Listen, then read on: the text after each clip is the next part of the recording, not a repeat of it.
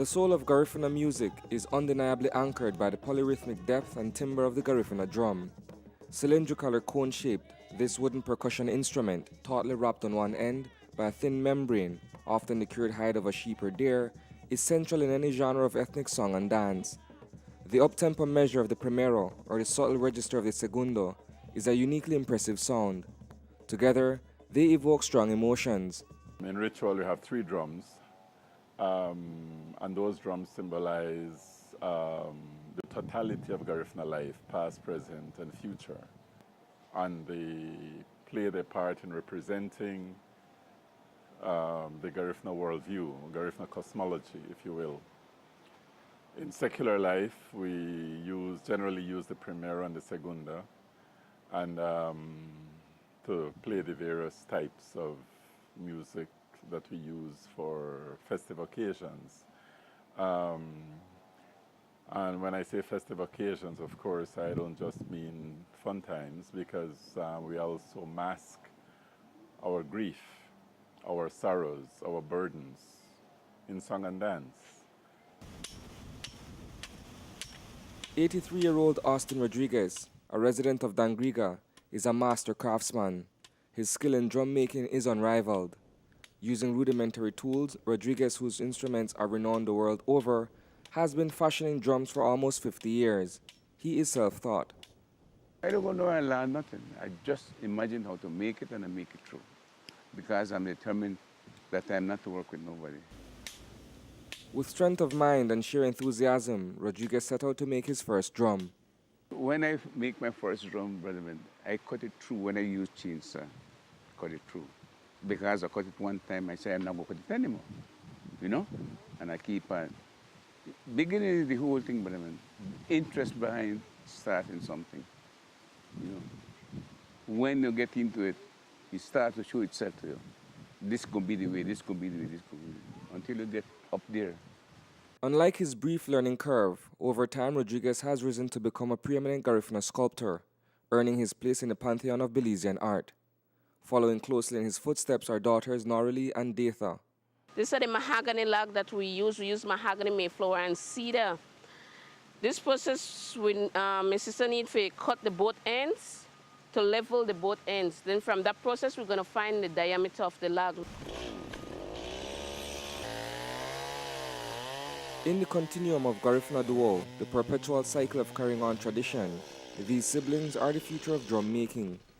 I asked him if he could show me how to do the drum and how to use a chainsaw, but he never wanted me to use a chainsaw because then he used to tell me, oh, you're a little girl, you can't do that or you can't do that. So when he decided to go to the States and he promised my mom that he was going to send money home to run the home, but he find tools out there that he wanted to bring back, so he couldn't send. So I decided to start do the drums on my own. He left some shells there and I start cover them. Then when the shells finished, I started to dig out the drums. While the process is arduous, the drum, when crafted to perfection, is a symbol of the Garifuna spirit of endurance. That tenacity is celebrated in the poem Drums of My Fathers. I am the hallowed, haloed trunk, and the hills and the vales and the streams and the soul of Africa. Roy Cayetano's ode to the power of the drum, its rhythms representing the very fabric of Garifuna life, is the embodiment of the combined effect of the human and metaphysical relationship. I had started the first few lines of a poem that I wanted to write that said something about the soul of the Garifuna people, the essence of being Garifuna. And I started the first few lines, drums of my fathers rumbling in my bones. And the words just came. The words just came. I think it must have been written in something like 20 minutes. It was like dictated. In Garifuna we have a phenomenon called Ichahowergut. And I think this is a high level of inspiration where the universe speaks through you, the ancestors speak through you. We have that in Garifuna music where people speak of learning a song rather than of having composed it because of the way the songs are given to them So was the preordained talent of Austin Rodriguez.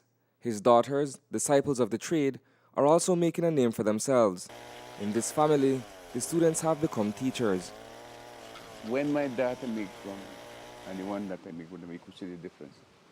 She's very careful when she's working. You could know the difference. He would boast, you know, tell her, oh, my daughter could do better drum than I do. She also do different styles and different design of drum. You know, sometimes I teach him different things that I, design on my own. What they have learned collectively, after years of employing deer hide as the percussive surface of choice, is that sheepskin is a more resilient leather. It sounds better too. When you want to take out the fur, we use knife, sharpen your knife as sharp as you could, then you work it. You know, because sheepskin is not easy to take out the fur. You have to get the knife sharp. Then your drum, you get the rims, the top and the bottom rim, you get it to the midline. Then you have to wet the skin so that it can fold the way you want it to, you know? When you put it on, wrap it up, and you just put on it. Once completed and finely tuned, the garao or drum is regal. It symbolizes the progression of the Garifuna people. In Dangriga, a shrine has been erected in its honor, bearing the namesake of the famous poem. The present incorporating the past and the future emerging from the present. That is why we have the drums of my father's monument at the entrance to Old Dangriga, to proclaim to the world the importance of the drum.